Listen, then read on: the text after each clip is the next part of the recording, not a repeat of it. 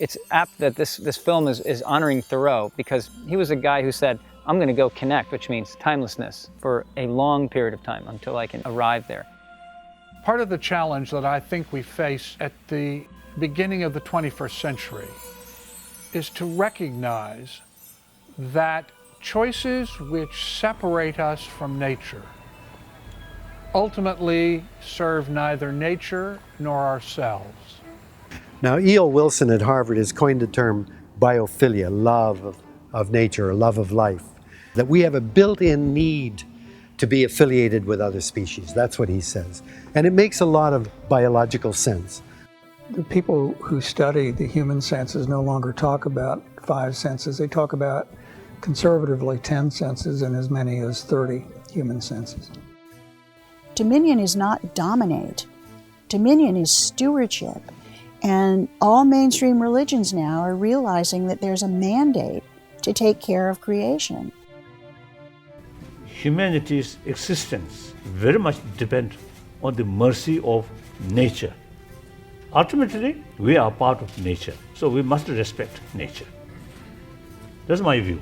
The consequences to their psychological well-being and health are important too. If somebody is disconnected from the environment, our research tells us they're less happy. There are actually therapies now where children are walking across river stones inside someone's office, as opposed to actually being out like wading through the creek and walking across the riverbeds.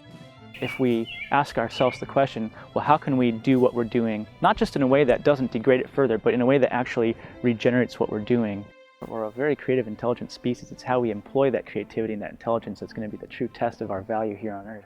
Every single field of human science is now discovering the importance of nature connection. It's clearly time for us to become consciously competent in our relationship with nature connection and understand what does it mean to be in that relationship.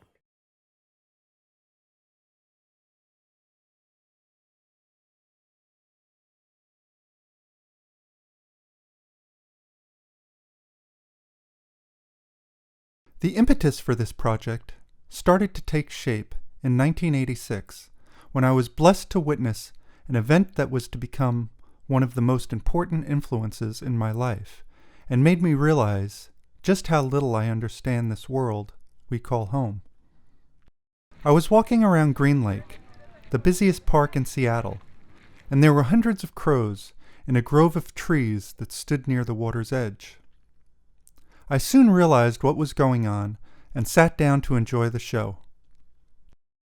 A crow would fly out of the trees, holding a dense pine cone in its beak. It would climb to about 100 feet above the lake, drop the pine cone, and then dive down after it. On the way down, it would go through a series of acrobatic maneuvers before trying to catch the pine cone as close to the water as possible. I sat there for hours, completely spellbound by the game. Although literally hundreds of people walked by that day, not one of them stopped to see what was going on. As I look back, I feel a mix of emotions. First, a deep gratitude for the privilege of having been part of that event. I have never taken crows or any other creature completely for granted since. And second, the thought that we have gained so much in this technological age. But what is it that we've lost? It's always awkward when you say to people, you know, you're an animal. I give talks to organizations sometime and I tell them, you know, first and foremost, you're a mammal. Some people look at, especially this deep nature connection work that I'm doing, they're like, well, I don't want to go live in the Kalahari. I don't want to be a bushman. I have a modern life. I have a modern job. Why is this relevant to me?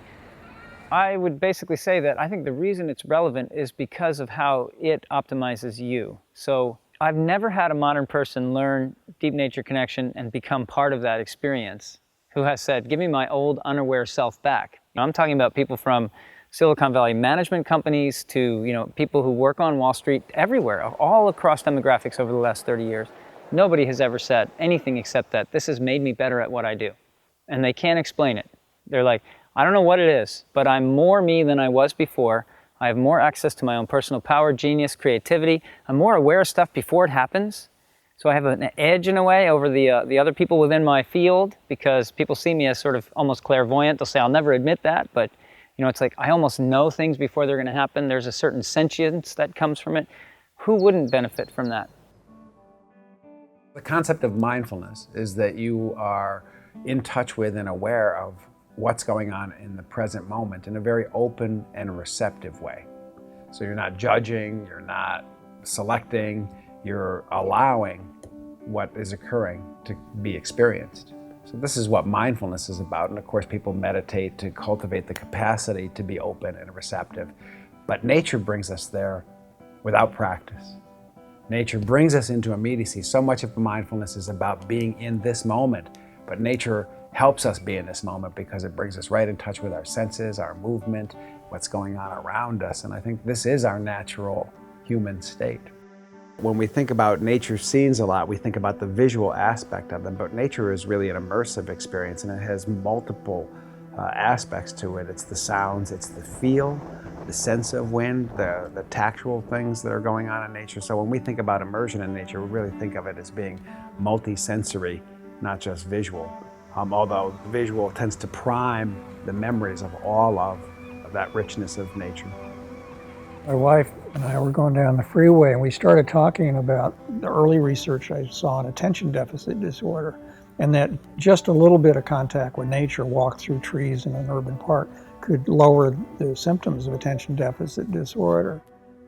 I think it may have been my wife who said, well, that sounds like nature deficit disorder if you don't have that. Well, nature deficit disorder, as I described it and explain often in the books, is not a known medical diagnosis. Maybe it should be, but it's not. It is, though, a shorthand way to talk about this disconnect between children and nature and the rest of us. I don't think of it as having symptoms particularly, because I look at the positive benefits. I look at the research showing just how great it is and how it helps us be happier and healthier and more alive, maybe even smarter. If you take those benefits away, that's what you get when you have nature deficit disorder. It's the absence of those benefits. I searched and searched for a way to talk about the opposite of nature deficit disorder, just to describe the benefits. And vitamin N is one way to say that, is that we get something from nature. We get something that enriches us.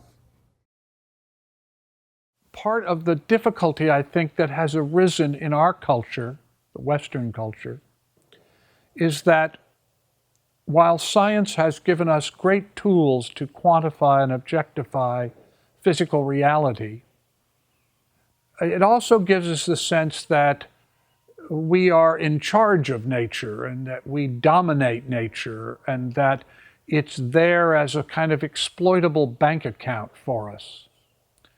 And I think this is a fundamental existential flaw in our thinking, that in fact we are linked in this broad matrix of information, which is nature, and that we both influence it and are influenced by it. That it is an illusion to believe that we and nature are separate, and that out of that comes most of the problems that afflict us. I think climate change is pushing people towards the idea that NIMBY, not in my backyard. It's pushing us towards a perception of wholeness.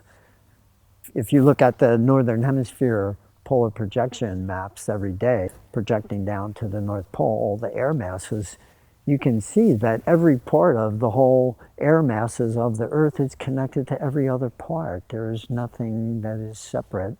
So I owe it to nature to study those rhythms so that as a human, I don't just see the natural world as just a resource. I think when we see nature as a resource, really distorts our ability to see nature as the abode of beings. And if it's just driven by bottom line as a resource, I don't have to express gratitude to a resource, but I have to express gratitude to a being.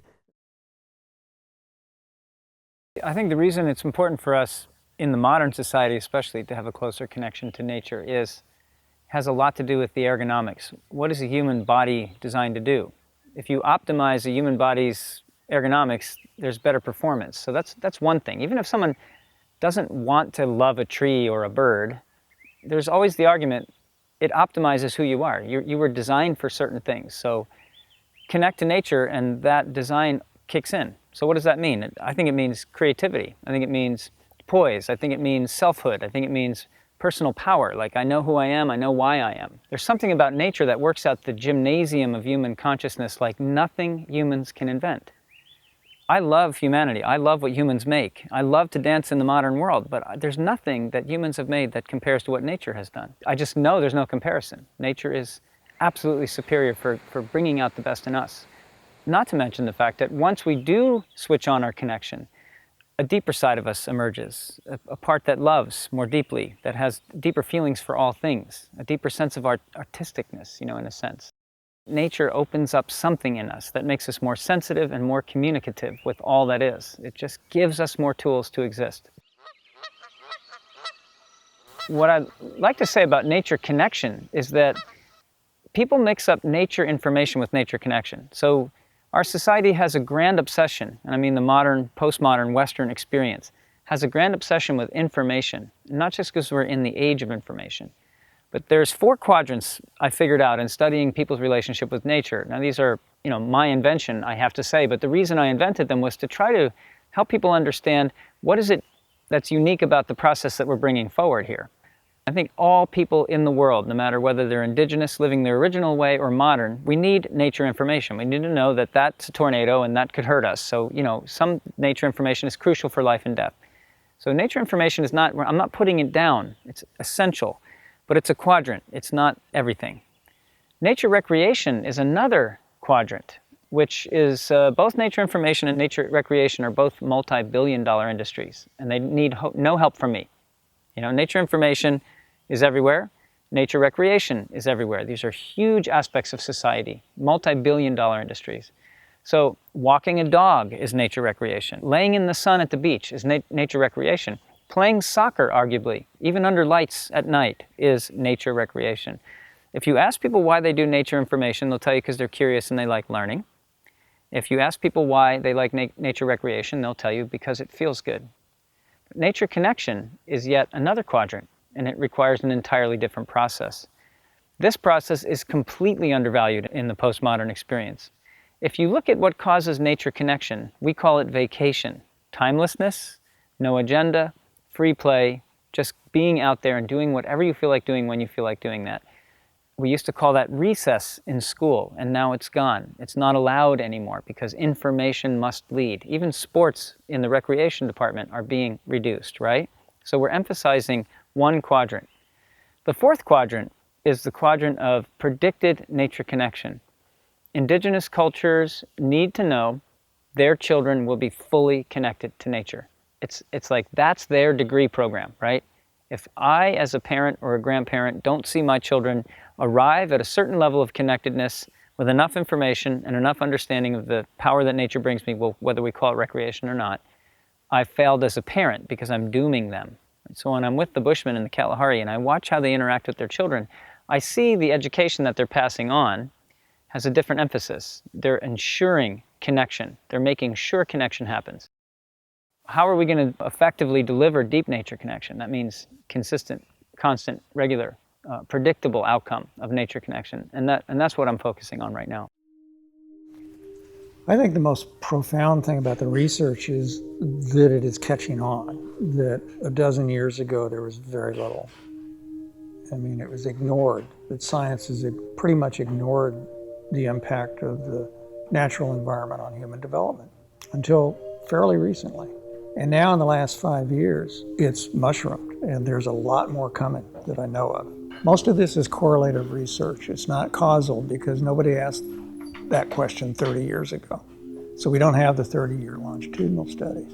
But we've got a lot of corollary evidence, and it's very rare for a burst of correlative evidence to all point pretty much in the same direction. That's rare. You know, some people say, well, why do we need a study to tell us this? Well, just try going to your school board without a study. You know, try and get them to change policy. As Hallie Frumpkin, who's the head of the School of Public Health at the University of Washington, likes to say, yes, we need more research on this, but we know enough to act. By looking at the influences of both modern society and nature, we can get a good idea of why nature has such a profound effect on us. It simply balances the influences of our man-made culture. It gives us a break from the constant demands of modern life and gives us the opportunity to reevaluate the sources of our everyday stress.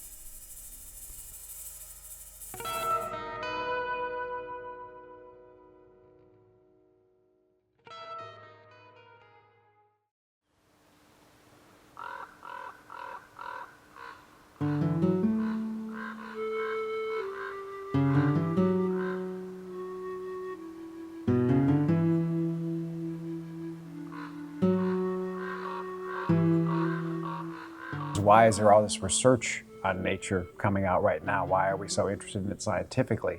And I think it's because we're seeing that when nature's lost, when there's nature deprivation, there are human costs to that. So one thing we can learn from nature is that we need it, and it needs us. So nature does us a lot of benefit, and that's what the research is really showing. But we're also losing nature really fast, not just physically losing nature because we're destroying it, but also losing touch with nature because we're so much tied to our electronics and our technologies.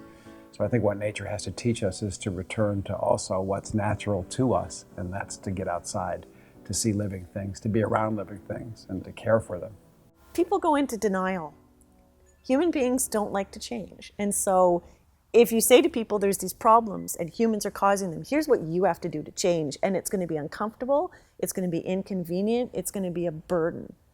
Well, why would anybody change? As opposed to if we say, connecting with the natural environment and preserving our ecosystems is going to help you and your happiness. Well, that makes people sit up and pay attention, I think. My colleagues and I have been looking at how accurate people are in understanding that they need to connect with the natural environment, that it's part of our optimal development and health and well-being. And when we do research, taking people on walks, either outside or inside, what we find is that people experience greater happiness when they're on a walk outdoors.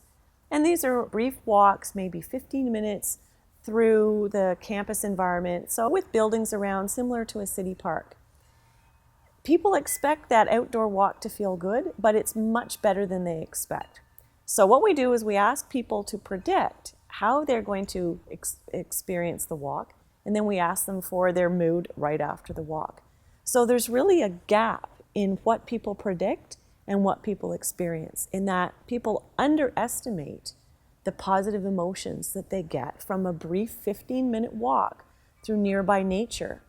So that tells us that perhaps there's some sense of disconnection there, that we've lost that understanding of how important nature is to us.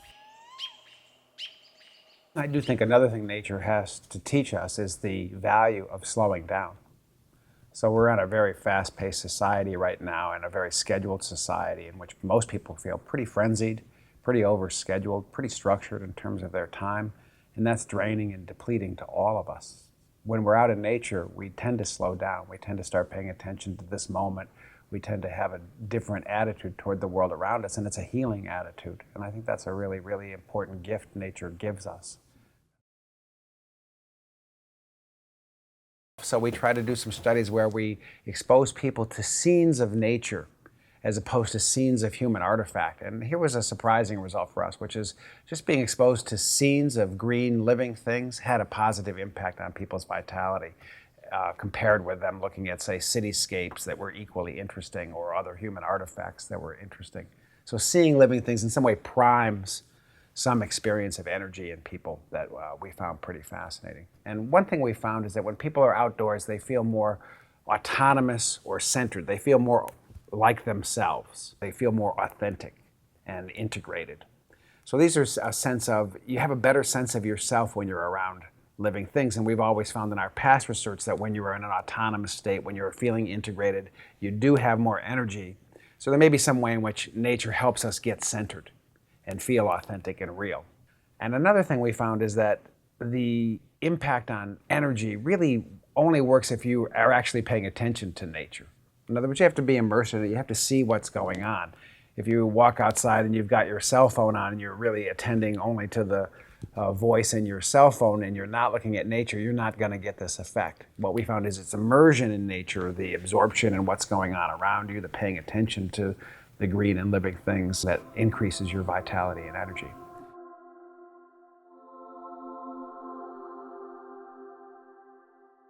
We did some experiments, though, that show a different human attribute that is enhanced by being in natural environments or immersed in natural environments, and that's how giving and pro-social people are to others. So we have a series of experiments where we showed that when you're around living things, you're more generous to others, you're more likely to be giving, you have values that are more community-oriented, whereas when you're primed with human artifacts or away from natural environments, you're more focused on self-oriented things like materialism, image, and fame. For instance, we did an experiment. You see these plants that are behind me here. We had people come into a room and they had an opportunity to either keep money that was given to them through the experimenters or give it to others in a more equal way. When these plants were in the room, people gave more money to others. When the plants were removed and just artifacts were put in instead, people gave less money to others and kept more for themselves. The very existence of green living things made people more pro-social, which we found pretty impressive.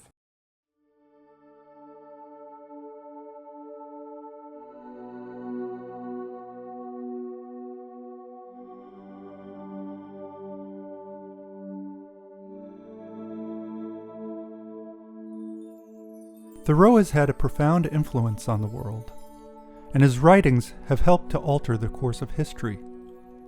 Yet most of us simply know him as a man that found wisdom on a rather non-exceptional pond in the Massachusetts woods. He noticed our society's disconnection to nature over a century and a half ago.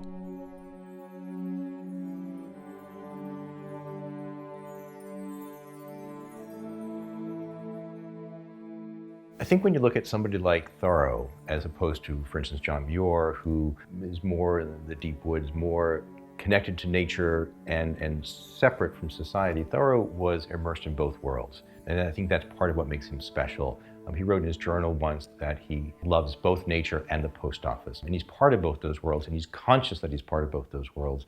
And I think that is, in particular, what makes him so interesting to us, is that he's not saying we should be out in nature 24 hours a day. That's not what his life was like. By living in Concord society, even when he lived at Walden Woods at the pond, he often spent time going into Concord almost every day. He never once forgot that he was a human being living in society and being part of this world. And it wasn't in either this or that, it's both. And how do you integrate both those worlds together? I think that the things he talks about, the things he writes about, the things he believes in are really important messages for people today. And that if we listen to him a little bit more carefully and perhaps followed some of his ideals, we might be in a better position than we are.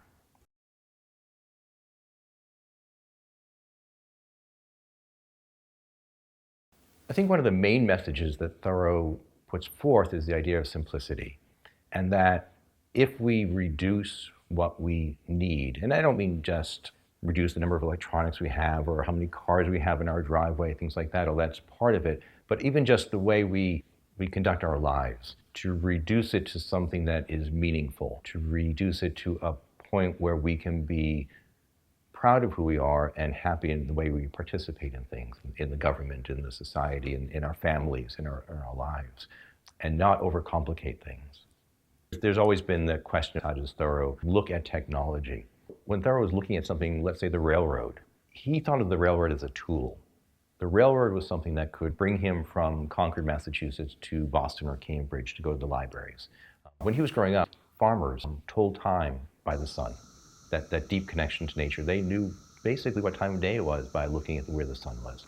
What he grew up to see once the railroad came in were farmers setting their watches by the train going by. That became the timetable for existence. That is the thing where technology begins to rule, and that was something that Thoreau could not tolerate.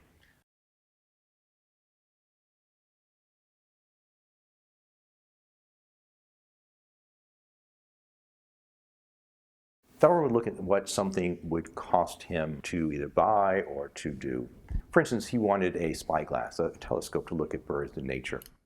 And he very easily could have gone on the train, gone into Boston and bought a telescope. But he wrote about it in his journal for a while because he's thinking about the cost to his life, as in to earn that, let's say, $1, which was about a week's wages in those days, to earn that $1 to buy the telescope. How many hours or days does he have to work? And if he's doing sort of some kind of labor to earn that money, what is he missing out on?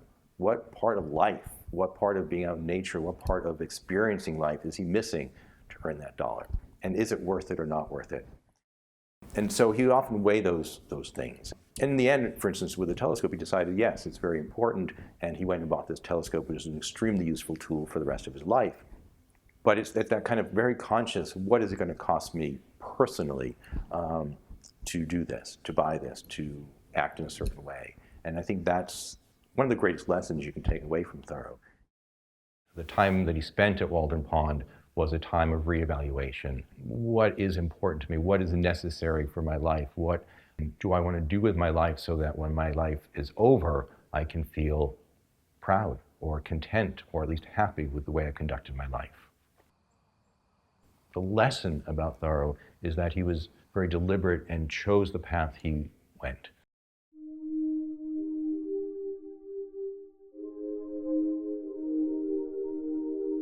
I need to give credit to my parents who gave me the gift of nature. And much of my motivation is to make sure other kids get that.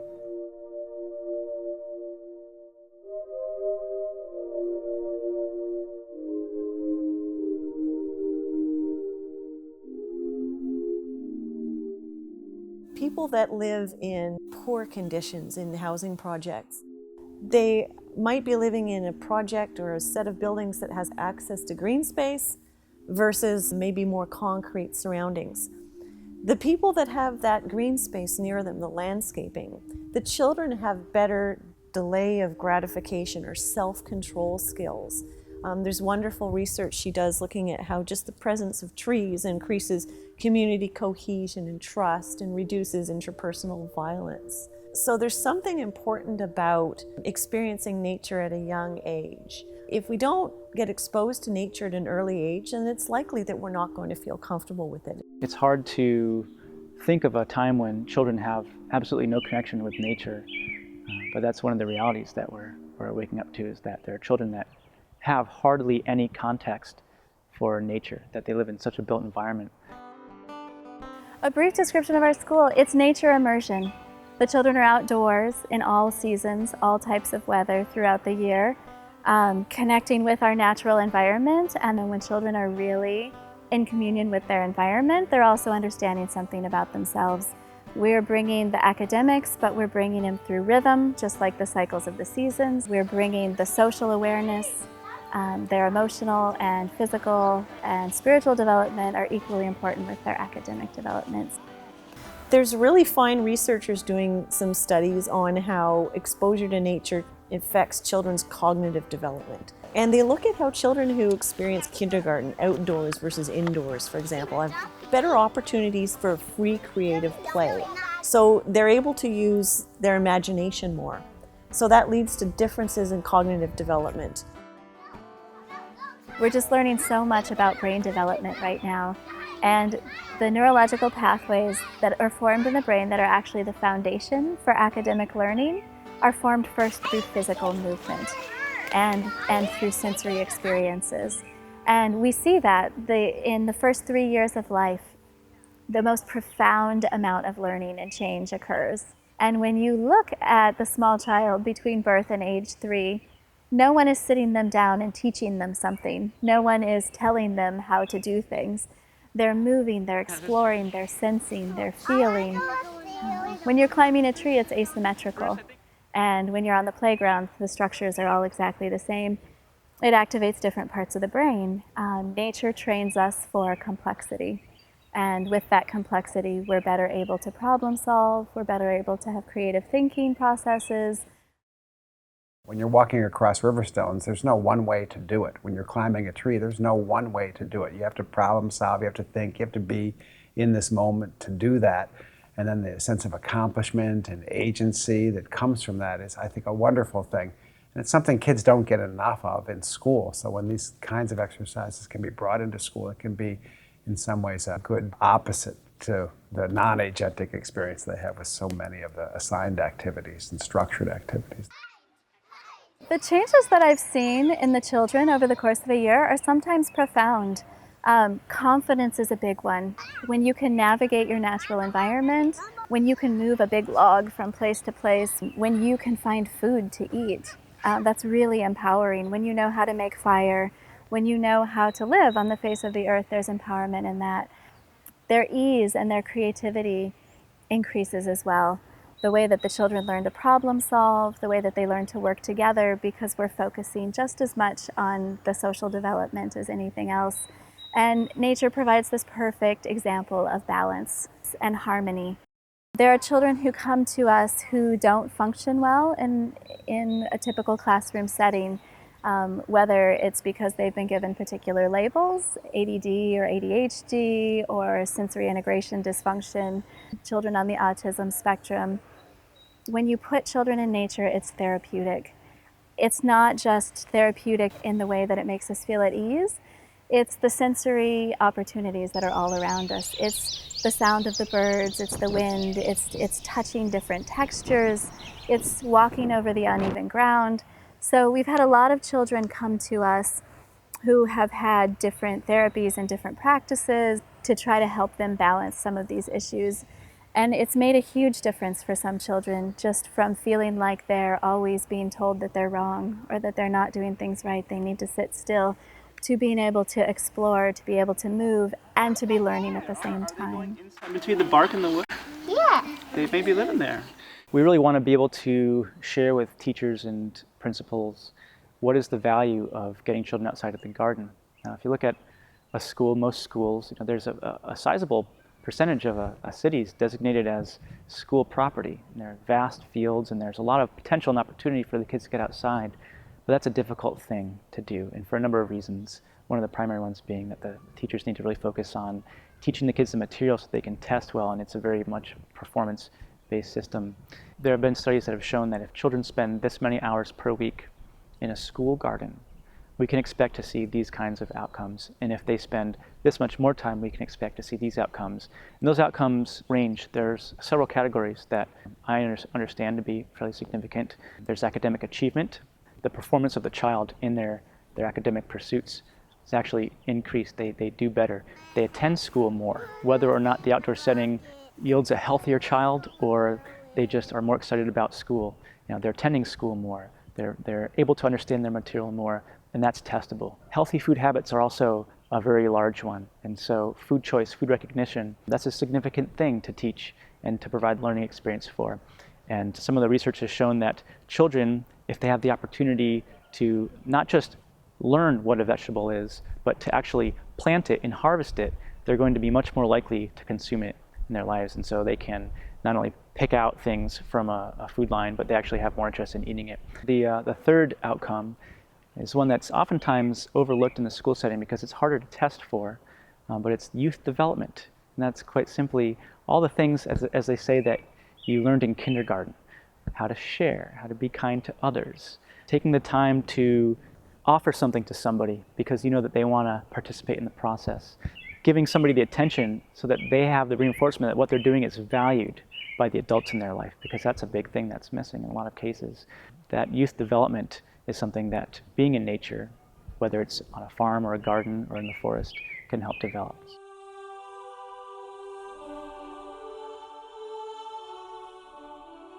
Well, it is extraordinary and quite wonderful that people can gather in nature and there's no denomination.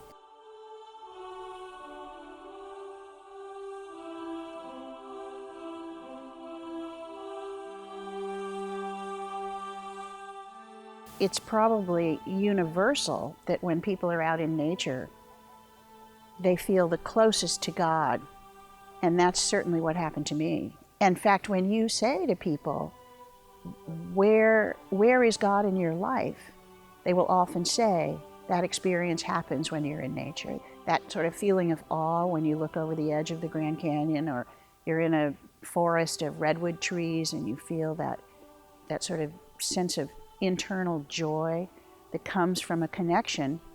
I would say in my tradition that connection is to God, who created everything and made us part of all of that, because I think we're part of nature, connected to trees and flowers and stones and water, and all of that instinctively, without a person even realizing it, we're drawn to be part of that nature. When I was a younger man, when I was 23, I met an elder by the name of Ingwe. He was born in South Africa in 1914. He grew up in the wilderness with the Akamba as his playmates and eventually his aunties, uncles. He became part of the tribe. So he was of British ancestry, but he was adopted. And he used to say again and again, I can take anybody, a Hindu, Muslim, Christian, or an atheist, into the wilderness.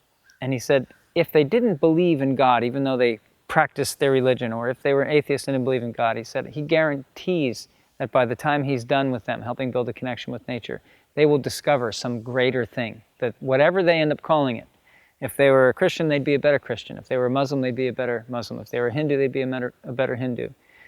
He said, and if they were atheist, by God, they would discover that there's a power in this world. You know, I have to echo what he said. Having taken people into the wilderness for 30 years now, I have to say that that's true. I think that the diversity in nature is indicative of the diversity with people, and that if we could see ourselves as one rather than see differences, we might begin to see the value of diversity. The strength and the power in the human species is in the diversity, which is also true in nature. One unique concept in Buddhist philosophy, that is interdependency, interconnectedness. That concept comes from Buddhist sort of tradition, but it is applicable in every field: economy, environment issue, and global issue. See, the reality, as you mentioned, everything interdependent. Just our own world here, the 7 billion human beings, their future very much interconnected, interdependent. Whether we like it or not, that's the reality. So the century-old thinking, just we and they, I think that outdated. We must increase the concept of we, big, entire 7 billion human beings. Entire sort of species of mammals on this planet is part of we. So I think that through awareness, not thinking about next life or heaven or nirvana, simply how to build happy society, happy humanity on this small planet. We have to think rest of the human beings' sort of well-being. So these are something necessity to develop happy future. There is something about the sense of being part of a greater whole which changes your life, gives you confidence, gives you a sense of the continuity of existence in a way that nothing else can provide. There's a reason why people go into nature to have spiritual experiences. Because those experiences are experiences of this interconnectedness, this interdependence, this sense of a timeless, spaceless oneness. So whether one approaches it from the point of view of science or one approaches it from the point of view of spirituality, in both instances, one gets to the same place, and that is all life is interconnected and interdependent. People talk a lot about the need for spirit. I don't know. I'm an atheist. But I don't see that there is necessarily a conflict between religion and science, although, as the Dalai Lama said today, usually the conflict is really between science and institutions, institutional religion. From my standpoint, I feel that we need to rediscover a sense of place. We need to know that there are forces impinging on us that we'll never understand or control. We need to know that we emerged from nature, that we were created by nature, and when we die, we return to nature. We need to know that there are sacred places that we go not looking for opportunity or resources, but with respect. We need that aspect. We need to know we're not in control.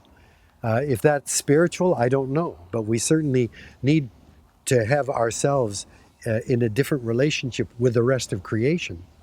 And that is to understand we're one species out of 30 million, and we depend on those other species for our survival and well-being. When I wrote Last Child, one of the last chapters is called The Spiritual Necessity of Nature for Children. I was worried about that chapter. I actually want this issue to bring people together, not drive them apart. I have a very conservative Christian friend who read the chapter. She's quoted in it. I wanted to be careful. I was still worried about that chapter. Thought I would get some pushback from some religious sectors. Came out, I've gotten none, zero. Came to the conclusion over time that smart, religious, spiritual people understand intuitively that all spiritual life begins with a sense of wonder.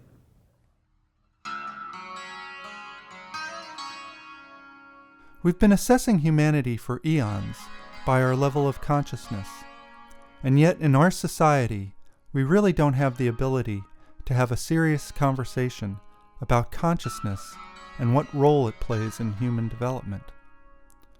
To understand consciousness, we have to begin to have a baseline for what it is, and more importantly, how it can be developed. The following is a collection of some experiences into this underexplored realm.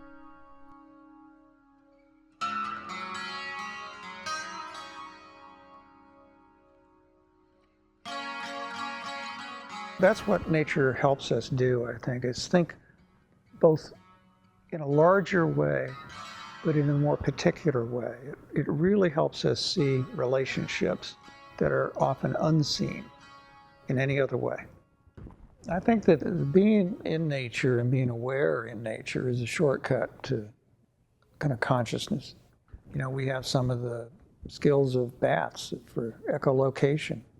Military has done studies of why do some soldiers know that there's something down that alley they shouldn't go down there and other soldiers don't? One of the things they found is that the people that have that ability come from two places, inner city neighborhoods or rural areas where they spend a lot of time in nature. I can take a seed out here and put it in my neighbor's garden soil, and it grows a lettuce that's about the size of a teacup. I take that same seed, or out of that group of seeds, I put it in my soil, and it grows a lettuce the size of a gallon pail. It's the same seed. If we look at a seed, that seed is nothing more than a potentiality. It is dependent on circumstances and internal and external influences if it is to develop to its full potential. I feel that this is a metaphor to that age-old question, what is the meaning of life? Life holds that same potentiality. What is the potential of the human spirit? And how do we develop that potential? Do I know what consciousness is? I don't know if I know what consciousness is. When I was 19, I met a man who taught yoga and meditation. And he'd written a book and he had an ashram. And he said, well, why don't you come teach what you do with this nature thing at my ashram, and you can take any class you want.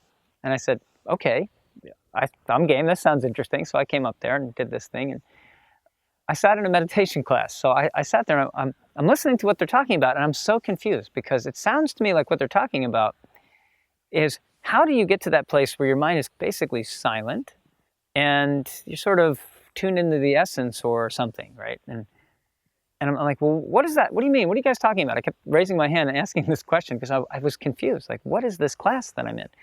Finally, I got that what they were trying to get to and what they couldn't get to, apparently, was the state that I think I'd been living in for 2 years because Tom Brown mentored me to pay attention to bird language, ultimately.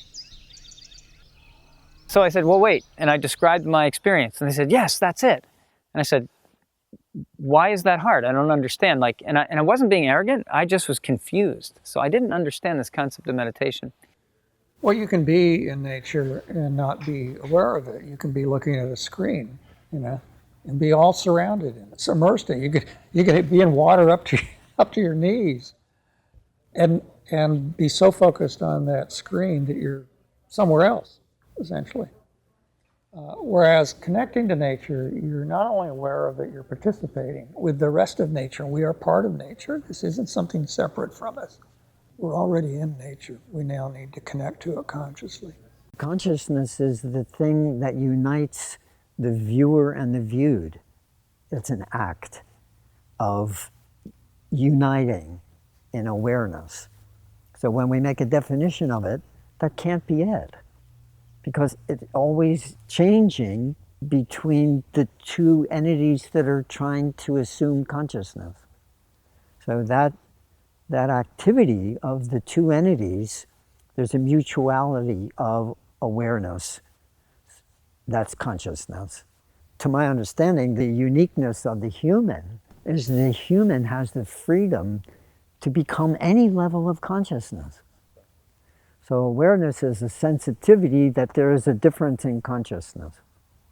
So when I develop myself, I become sensitive to levels of consciousness, and how they change and what the potentials are. I used to think of my work as awareness. The original school I started had the word awareness in it. And later as I worked, about 25 years later, I suddenly woke up one day and said, wait a minute, this isn't really awareness, it's connection. And connection is a deeper experience than awareness in a way. I certainly know that working with the senses, working with awareness builds connection. I do know that. But there's another phenomenon present.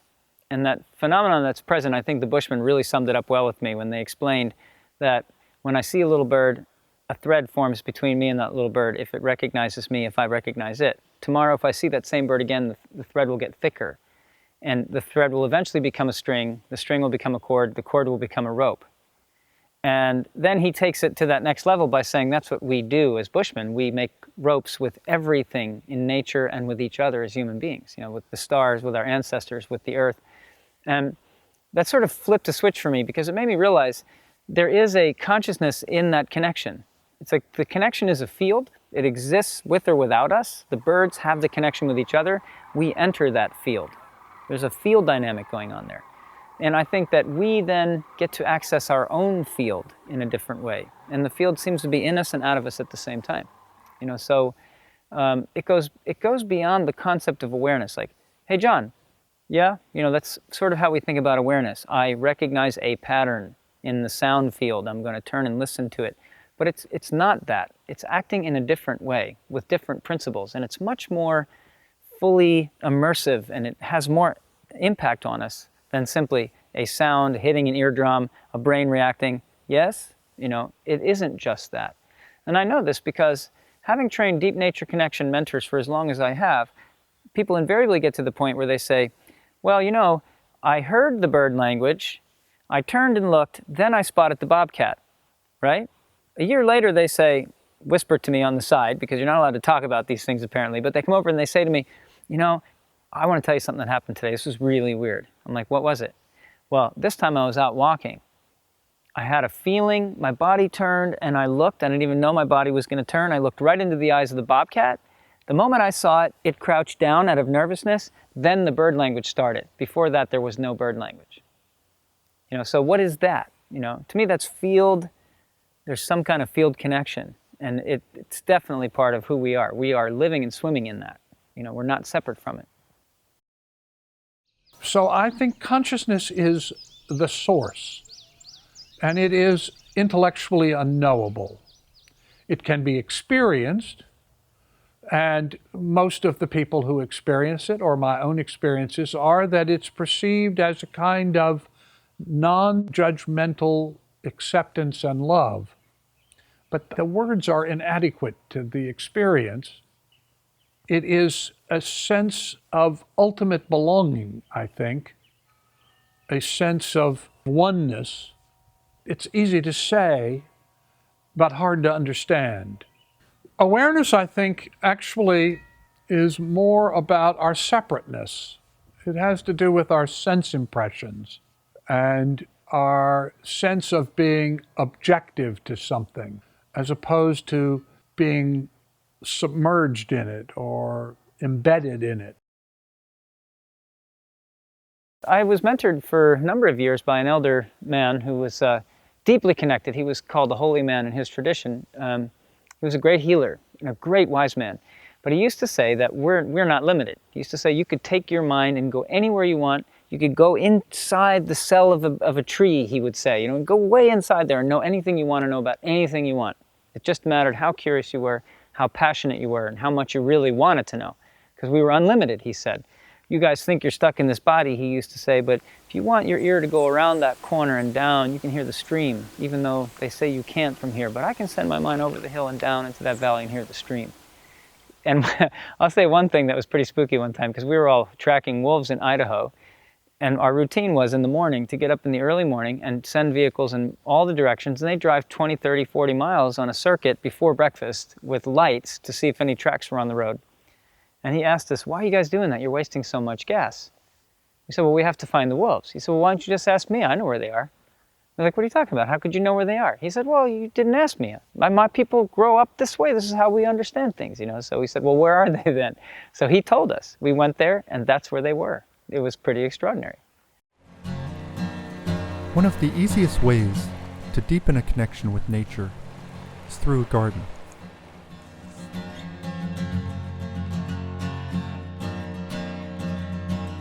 Agriculture is kind of a compound of two things, the natural world and human culture. My connection to nature is a feeling that I owe it something. I owe it to a little place like this garden to put a lot of time and energy into the soil so that at least there's some place here that is full of life. My maternal grandfather was a coal miner, but was a very avid gardener. And I would spend summers up in the mountains in Pennsylvania with him because my parents lived in the city. He was a rose fancier. He only went to the 4th grade, but he knew all the Latin names of plants and stuff like that. And in the evening, he would just talk to me about plants and about weather and stars and all kinds of stuff. And I just understood as a child that connection to the natural world was a kind of healing force for him. You work in the coal mines, you need something else. So he had a big garden, and I often say he saved my life in a certain way, just by giving me unconditional love and a penknife. Part of the reason why I've focused so much on garden education with schools, because gardening can be done in so many places in so many ways, and it doesn't require that much space. Yet you're going through some of the very important stages and processes that complete a whole view on some aspect of nature that is therapeutic for us. Tending a garden is therapeutic for us. a group of kids were gardening and they had grown their own patch of spinach. And we are gathering food for salad, and I have this beautiful photograph of the kids holding the spinach up, you know, like trophies. Like they were so excited that they had participated, that they grew that spinach. They successfully tended the plant and harvested it and ate it. And I'd have parents asking me, well, what did you do to my kid? All of a sudden they're requesting this, and that's pretty remarkable because we haven't been able to get them to eat this at home. I believe that's because you participated in the process. And so what you're open to is so much wider than what you'd be open to otherwise. And likewise, when a child has the opportunity to engage in what they're going to eat, not just in knowing what it is, but in all of the nuances, all the processes, planting the seed and learning that there's a life, that that seed is alive, and planting that and having that miracle reinforced because that seed sprouts and they can tend it and harvest it and not just eat it themselves, but also share it with others. That's an experience that they don't forget. That rings true on so many levels that how can they not celebrate that? You know, it's not something that we need to convince them of. It's inherent in the process. If you've ever grown your own tomatoes and a little basil in a small garden, and you don't have to have a lot of space, you can grow those things in a coffee can. And then you take them inside, prepare it, sit down and have a meal with what you just grew. That is a spiritual experience. When your hands planted it, I think God grows it, but it grows within your own little means, and then you have a meal. That is connection to nature, not indulging, but ingesting nature and gaining spiritual attributes and nourishment. And I think that that's a wonderful metaphor for how important it is that we stay connected to nature. There's an old saying that the best fertilizer is the footprints of the farmer, meaning when the farmer is actually on the land and actually touching the soil, there's something that happens in that exchange of actually working with the soil, having your hands in the dirt.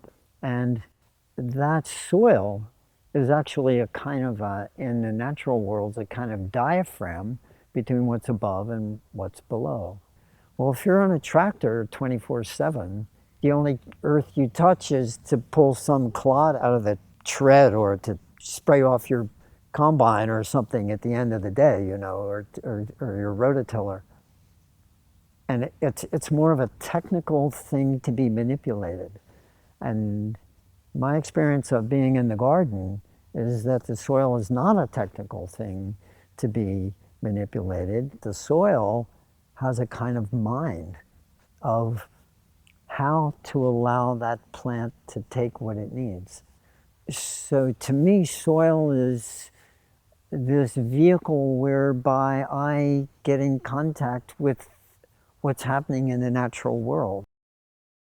Each of the animals that we brought onto the farm, the goats, the beef cows, the dairy cows, the chickens, the broilers, the turkeys, the honeybees, every time we bring a new animal on the farm, it's a completely different process. No animal is like any other.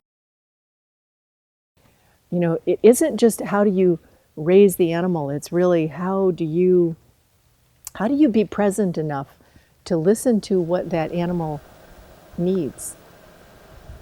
It seems to have developed my intuition a great deal, which sounds funny sometimes, but you know, developing intuition is really, it's just a matter of asking to hear what's already always being said.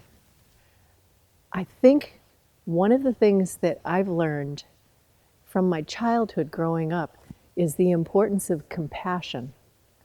And what I see is, you know, when you're out in nature, you have a natural curiosity about how does this work? How does this grow? Where did this come from? That curiosity is, I think, part of how we answer these questions, and then we get connected to the earth, to the world around us, to nature. If you don't have compassion and you're asking those questions, I think it takes us off in a very strange direction. So I think that's really one of the most important things, that we have our natural human curiosity, but it's tempered by a compassion and a caring for everything that's around us. When I first started with bees, I got 2 hives my first year. And then when I had some continued success with them, I got more hives. And I was collecting swarms that were you know, we would get phone calls for them and we'd go out and get them. And finally, we had a lot of bees here. And all of a sudden one day, this was a few years in, I was kind of adding up, well, with a hive, big healthy hive having 50,000 bees, and how many bees do I have? And I was kind of hitting a number. And then all of a sudden it dawned on me, what had I displaced in the native bee population by bringing so many honeybees here? You know, there's a certain amount of food available, quite a bit out here, but still. And I immediately began to cut back on my hives, the number of hives that I carry here on the land, because I realized I wasn't thinking of how that fit into the model of what was already happening. You know, was I being sustainable by overwhelming my farm and my area nearby with all of these honeybees? And it was a question I hadn't asked myself before. And so my intuition said I was. So if you took a class with me that year, you went home with a hive.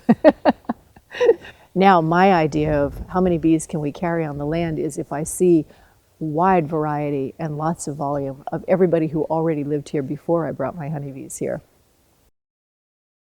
I get to experience this constant interaction with the life force that's around me. I'm drawn to it in the garden. I see something superbly just emanating life force and joy. It looks like just pure joy to me. And I see other things and I say, oh, not so much here. What is it that's going on here? What do you need? How can I listen to you or see you well enough to know that you need something more from me that maybe I can supply, or something from the land, maybe a better location even. What is it that you're calling me to notice, to learn about you? I love that. I just totally love that.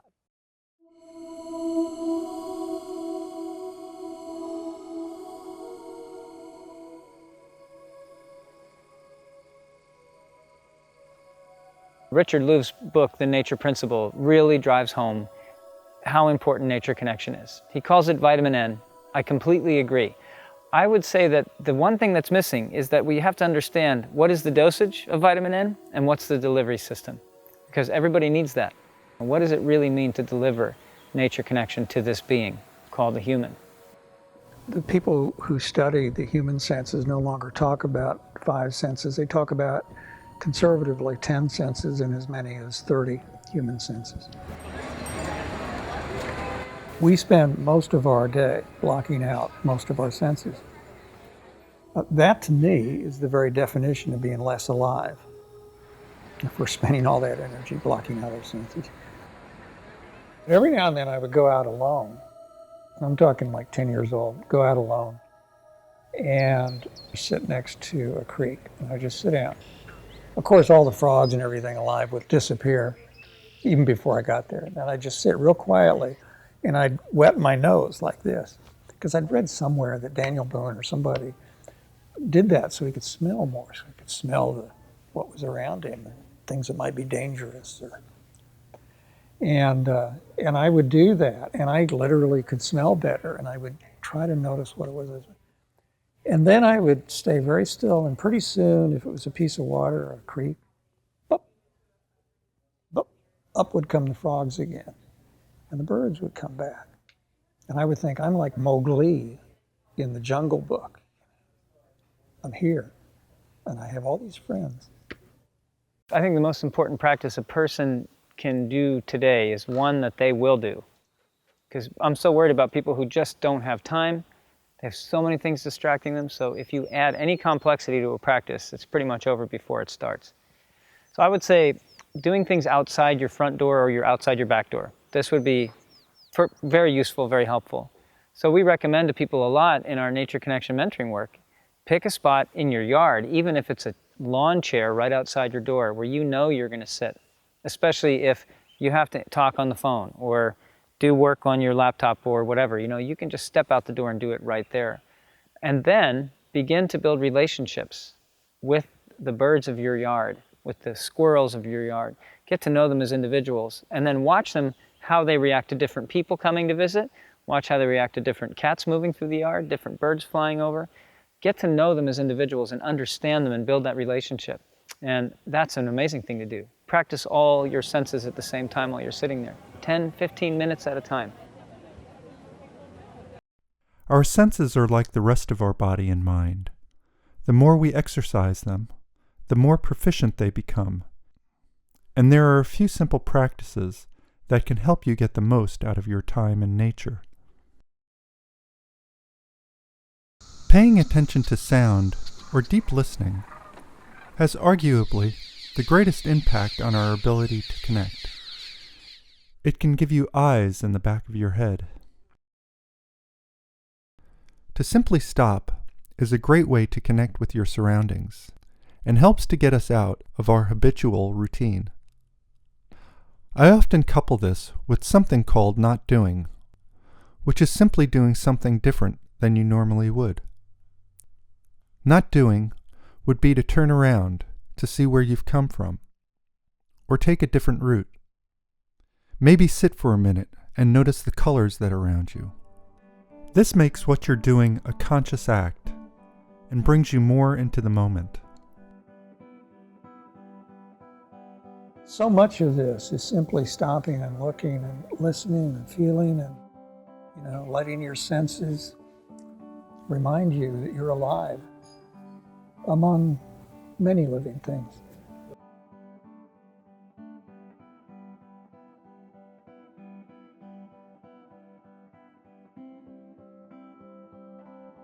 Sometimes, the most inspiring things happen right under our feet.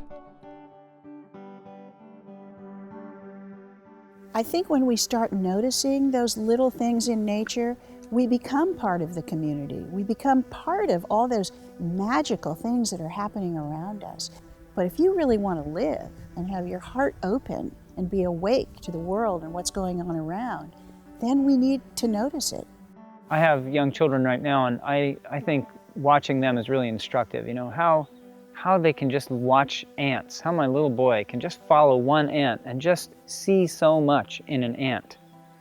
And when you see through his eyes and you listen to what he's saying, you're like, wow, when was the last time I actually took time to appreciate an ant? And they get in your kitchen and you get upset with them because there's too many of them. You're like, oh, wow, these ants.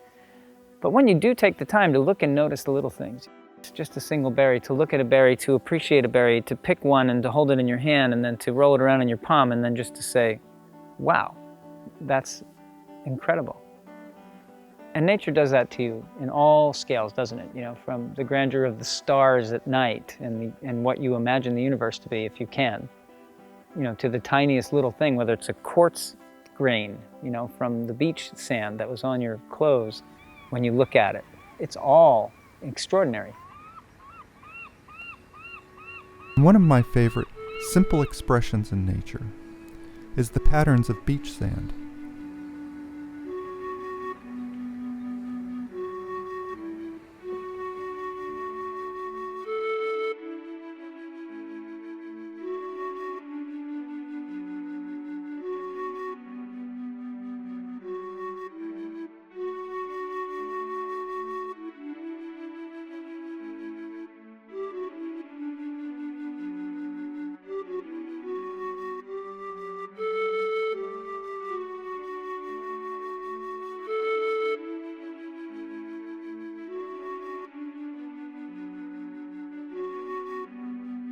The seeds of a common weed in the geranium family, known as a stork's bill or crane's bill, does something truly extraordinary. The seed is connected to a long stem, and when the stem dries, it curls into a corkscrew, except for the end that terminates in a graceful curve. Although this form is interesting on its own, its real genius occurs when it gets wet.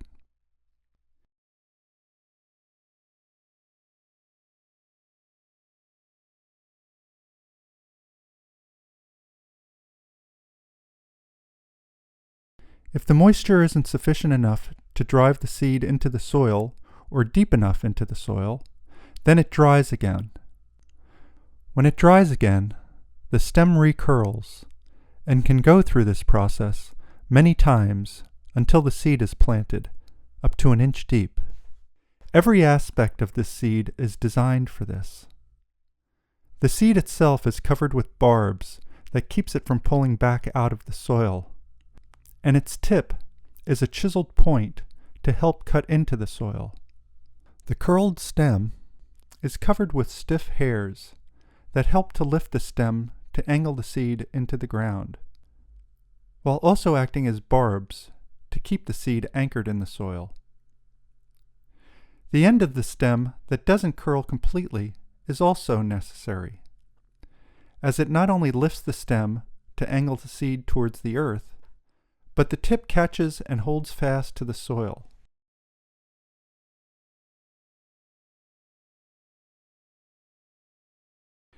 If the tip doesn't catch, it simply uncurls with no effect. But when it dries out, it always has another opportunity.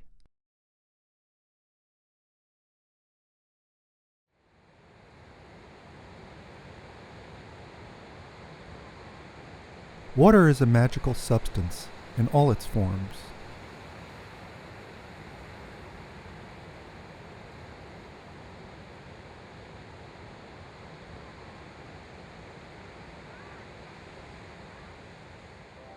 But when it freezes, it can go through some pretty extraordinary transformations.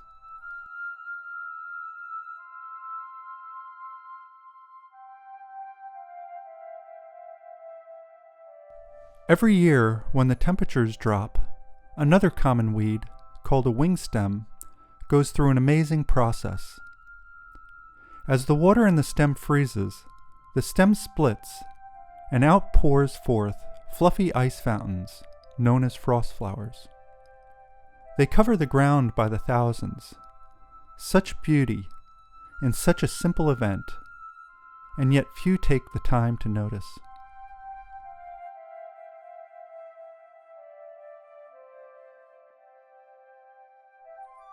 Paying attention to the common and the small is one of the best ways to connect with our environment, and this connection is the foundation of a closer relationship with nature. And more importantly, the realm of the small and unobvious is much more accessible than the deep wilderness.